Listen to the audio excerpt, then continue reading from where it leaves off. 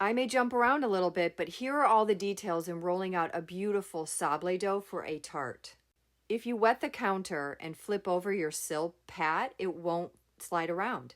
Using bread flour is the best thing for the bench, and I like to use a French tapered rolling pin.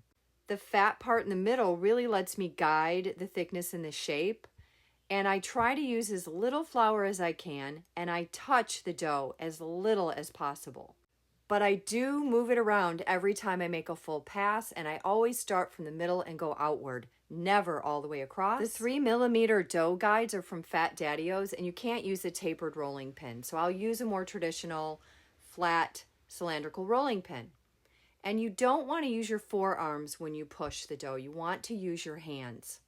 Because I kept the dough moving, it does not stick. And there's hardly any flour on the top, as you can see.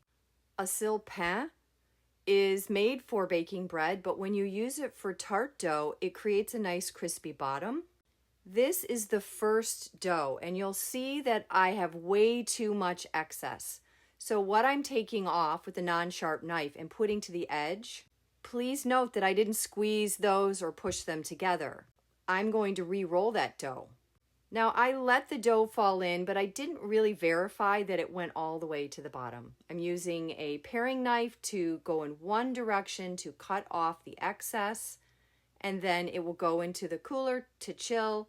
It will get some pricks, and then it will be put in the oven. The second dough is going to go into a lightly, evenly buttered tart ring. The results are dramatically different, as you'll see. I'm going to roll this dough out exactly the same as I did last time, but it's going to fit the tart ring better. And when I put it into the tart ring, I am going to lift the edges and make sure that those corners are full. Because what you'll see is not only did the first dough collapse, but one of the reasons why it ended up shrinking is because there was a gap on the bottom where the ring meets the silk pain. So this time I'm going to lift and press. I am not going to stretch the dough, but I am going to take extra effort to make sure that it fills in that gap. So there's not a curve, it's a right angle. You can see how I'm picking it up and letting it drop in, and then I'm going to gently take my finger and feel that that corner is full of dough, but I am not pushing or stretching. This will go into the cooler, be docked, and then put in the oven for 15 minutes. I like using a serrated knife. I think it gives you a very clean cut without a lot of drag. Once these crusts have been in the oven for their first bake around 15 minutes at 350 Fahrenheit, they will come out and cool, and then I egg wash them. So you can see right away that the unbuttered crust not only collapsed, but it shrunk. It's very short. I don't even know if you could put pastry cream in there. Again, I'm going to give these a beautiful egg wash, and they're going to get dark and shiny. And the only reason I did this one is because I'm not going to throw it away. It can't be a beautiful tart. That's not in its future, but I can certainly use it to practice and taste it, and it's edible for sure.